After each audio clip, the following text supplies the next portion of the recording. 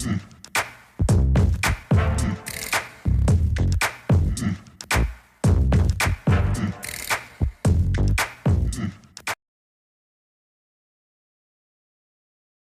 Friends, welcome to cinema ரசிகன்.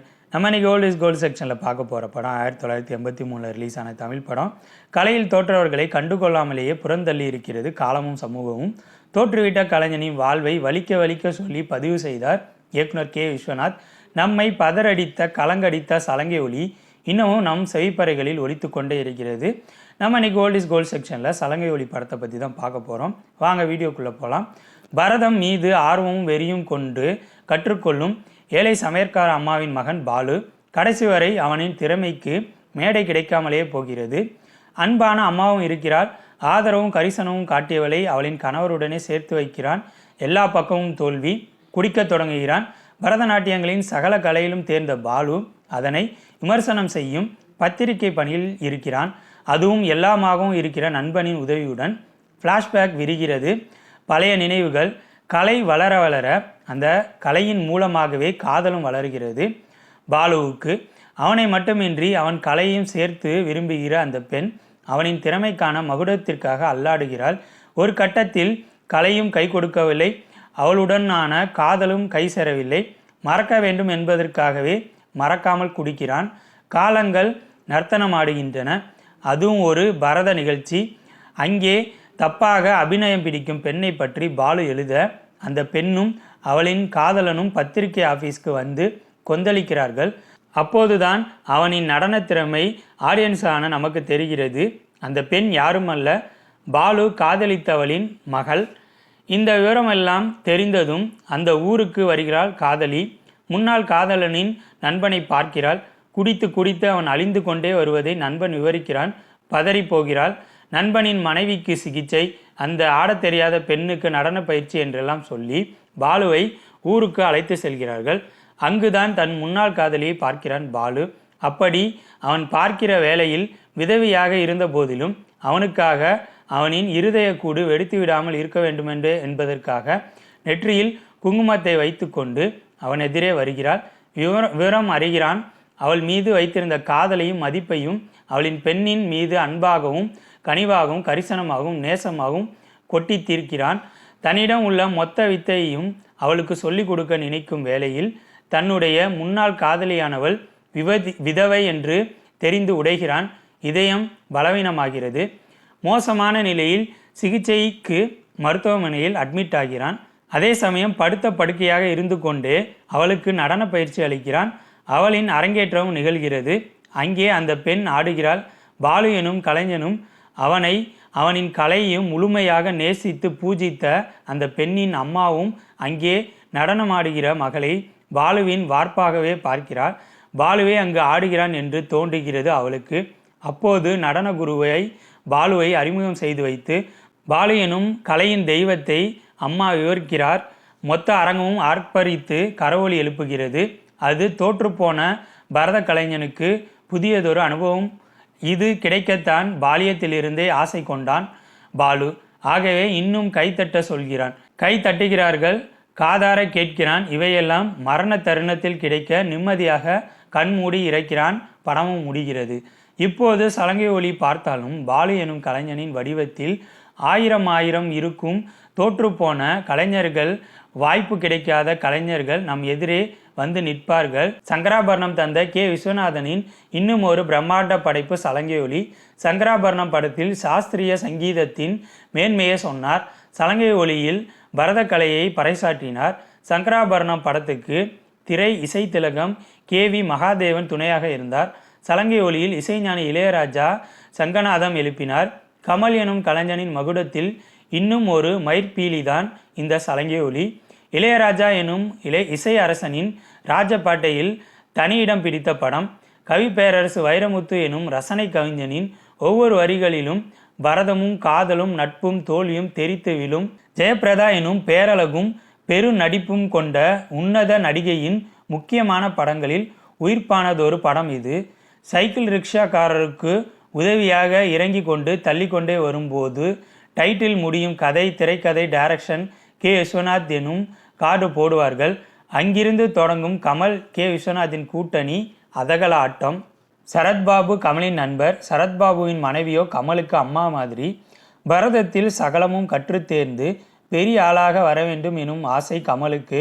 ஆனால் நேரமும் காலமும் காசும் பணமும் வாய்க்க வேண்டுமே. அவரின் அம்மா சமையல் வேலை. ரயில்வே ஸ்டேஷனில் அம்மாவை பார்க்க கமல் சரத்பாபுவும் வருவார்கள். ரயில் கிளம்பும் போது அம்மா செலவுக்கு காசு தருவார். ரயில் கிளம்பும்.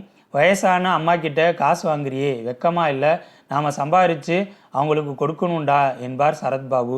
உடனே ஓடு போய் அம்மாவிடம் பணத்தை திருப்பி கொடுத்துவிட்டு, அடுத்த மாதம் பணம் அனுப்புகிறேம்மா, உடம்பை ஜாக்கிரதையாக பார்த்துக்கோ என்று சொல்லிவிட்டு மூச்சிறைக்க நிற்பார் கமல். தான் சொன்னதை கேட்ட நண்பனை நெகிழ்ச்சியுடன் அணைத்து கொண்டு நடப்பார் சரத்பாபு. அம்மா கிட்ட பணம் அனுப்புகிறேன்னு சொல்லிட்டேன், ஏதாவது வேலை வாங்கி கொடுடா என்பார் கமல். அங்கேதான் நெகிழ்ந்து நிற்போம் நாமும். ஃபோட்டோ ஸ்டூடியோக்கார பையனின் அலும்பு நம்மாலே தாங்க முடியாது. பாவம் கமல் எப்படி தாங்குவார்? கமலை விதவிதமாக ஃபோட்டோ எடுக்கிறேன் என்று முதுகுக்கு ஒற்றைக்கால் கன்னம் சொரியும் போது என்றெல்லாம் எடுத்து அசிங்கப்படுத்த அதே காட்சிகளை கமலுக்கு தெரியாமல் ஜெயபிரதா எடுத்திருப்பார். அந்த காட்சி காமெடிக்கு காமெடி, ரசனைக்கு ரசனை, கவிதைக்கு கவிதை. கல்யாண மண்டபத்தின் சமையற்கட்டில் அம்மா முதலாக பார்க்கிற வகையில் கமல் ஆடுகிற பரதநாட்டியம் நம்மை கலங்கடித்துவிடும். கமலுக்கும் ஜெயபிரதாவுக்குமான பழக்கம் நட்பாகி அங்கே சொல்லாத காதலாக உழுந்து கொண்டிருக்க, சலங்கை ஒளியுடன் காதலும் ஜதி சொல்லிக்கொண்டே இருக்கும். சினிமாக்காரரிடம் சரத்பாபு அழைத்து செல்ல அங்கே கீதாவுடன் கெட்ட ஆட்டம் போடும்போது கமலின் கோபமும் வெறுப்பான ரியாக்ஷனும் அப்ளாஸ் அள்ளிவிடும். பிறகு அந்த ஆவேசத்தை நடனமாடி தீர்த்து கொள்வார். அந்த இடம் கமல் தன் நடிப்பாலும் நடனத்தாலும் மிரட்டிவிடுவார். அந்த இடத்தில் கே விஸ்வநாத் எனும் சிறந்த இயக்குனரின் முத்திரை பதிவாயிருக்கும். கதக் நடனத்தை கற்றுக்கொள்ள குருவிடம் சொல்ல சொல்லி ஒரு பெண்ணிடம் ஜாடையில் சொல்வார் கமல். பணம் இல்லை, காசு இல்லை, வேலையும் இல்லை, குருவுக்கு பணிவிடைகள் செய்து கழித்து கொள்கிறேன் கற்றுக் கொடுங்கள் என்பதை அபிநயத்திலேயே சொல்வார் கமல். அவரின் நடனமும் நடிப்பும் அங்கே கொடிகட்டி பறக்கும். ஜெயபிரதாவின் மகளாக பின்னணி பாடகி எஸ்பி சைலஜா தன்னை பற்றி, தன் நடனம் பற்றி தப்பாக எழுதிவிட்டார் என்று கமல் மீது கோபப்பட, அங்கே கமல் பஞ்சபூதங்கள் என்பதற்கு ஒவ்வொரு விதமாக ஆடி காட்டுவார். அப்படி கால் தூக்கி ஆடும்போது கால் காப்பி டபராக்கள் மீது பட்டு அவரை பறந்து சென்று சைலஜாவின் காலடியில் விழுந்து ஒரு ஆட்டம் ஆடி ஓயும். அது நம்மூர் கே பாலச்சந்தர் டச் போல கே விஸ்வநாதன் டச். டெல்லியில் மிகப்பெரிய கலைஞர்கள் பங்கேற்கும் நாட்டிய திருவிழா. அந்த அழைப்புதலை பார்த்தே மிரண்டு போவார் கமல். ஒவ்வொரு பக்கமும் திருப்புவார். அவர்களை பற்றி விவரிப்பார், பிரமிப்பார், சிலாயிப்பார், கொண்டாடுவார். அப்படியே ஒவ்வொரு பக்கமும் அழைப்புதலை திருப்பி கொண்டே வரும்போது அங்கே கமலின் புகைப்படம், அவரை பற்றிய குறிப்புகள். இவரும் பெரிய ஆளுதான் பாலு சார், ஒரு நாள் பெரிய ஆளாக வருவார் என்று ஜெயபிரதா சொல்ல அழுது உருகி நெகிழ்ந்து நெக்குருங்கி நன்றி சொல்ல தவித்து மறுகுவார் கமல். அவ்வளவு நேர்த்தியான யதார்த்தமான நடிப்பு. அடுத்த டெல்லி விழா முன்னதாக கமலின் ஆட்ட ரிஹர்சல், ஆட்டம் முடிந்த ஆட்டோகிராஃப் கேட்டு சுற்றி கொள்ளும் கூட்டம் என கற்பனை காட்சி. சிரிக்கவும் வைக்கவும் வலிக்கவும் செய்யும் அம்மாவின் மரணம். முக்கியமாக படத்தின் பின்னணி முழுக்கவே இளையராஜா தன் இசையால் படத்தின் கனத்தையும் கவிதையும் காதலையும் கலையையும் உணர்த்தி கொண்டே வந்து மெருகு கூட்டியிருப்பார். கதாபாத்திரத்தின் தன்மையையும் கதையையும் உணர்ந்ததுடன் தெலுங்கு லிப் மூமெண்ட்ஸுக்கு தகுந்தாற்போல் வசனம் எழுதியிருப்பார் பஞ்சு அருணாச்சலம். ஜெயபிரதாவுக்கு ஏற்கனவே திருமணமாகியிருப்பதையும் பிரிந்திருப்பதையும் செல்லும் இடம் கனமான கவிதை நம்மை ரணப்படுத்திவிடும். பிறகு மனம் திருந்தி கணவர் திரும்பி வரும்போது கமலை சேர்த்து வைப்பார். ஒரு பக்கம் கலையும் இல்லை, இன்னொரு பக்கம் காதலும் இல்லை. நொறுங்கி போகிற காட்சியில் பாலுவாகவே வாழ்ந்திருப்பார் கமலஹாசன். கடைசி காட்சியில் சைலஜாவின் ஆட்டத்துக்கு கைத்தட்டல் கிடைக்கும் முன்னதாக குருவாக கமல் அறிமுகப்படுத்தி விடுவார். முன்பொரு முறை கற்றுத்தரும்போது கமலின் காலால் மிதித்து விடுவார் சைலஜா. அது நினைவுக்கு வந்ததும் மேடையில் பதறியபடி வணங்கும் காட்சியில் நம்மை வசமாக்கி கொள்வார் இயக்குனர் கே விஸ்வநாத். படத்தின் முடிவில் பாலு என்கிற கமல் இறந்து விடுவார். இறந்துவிட்ட கமலை மேடையில் இருந்து அரங்கில் இருந்து சக்கர நாற்காலியில் வெளியே தள்ளியபடி சரத்பாபு நடக்க கொட்டி எடுக்கும் மழை. அப்போது ஓடி வரும் ஜெயபிரதா கமலுக்கு பாலு எனும் கலைஞனுக்கு நனையாமல் இருக்க கொடை பிடிப்பார். பின்னணியில் நடன சங்கதிகள், தாலாட்டுக்கள், ஜதிகள் ஒலித்து கொண்டே இருக்கும். எண்ட் என்று ஸ்கிரீனில் வரும். அடுத்து எண்ட் என்கிற எழுத்துக்கு மேலே நோ என்று வரும். பிறகு நோ எண்ட் எழுத்துக்களுக்கு கீழே ஃபார் எனி ஆர்ட் என்று டைட்டில் வரும். அதாவது no end for any art என்று டைட்டிலுடன் சலங்கை ஒலி முடியும். 1983ஆம் ஆண்டு தமிழில் வெளியானது கே. விஸ்வநாத் எனும் அற்புத படைப்பாளியின் சலங்கை ஒலி. படம் வெளியாகி 41 ஆண்டுகள் ஆகின்றன.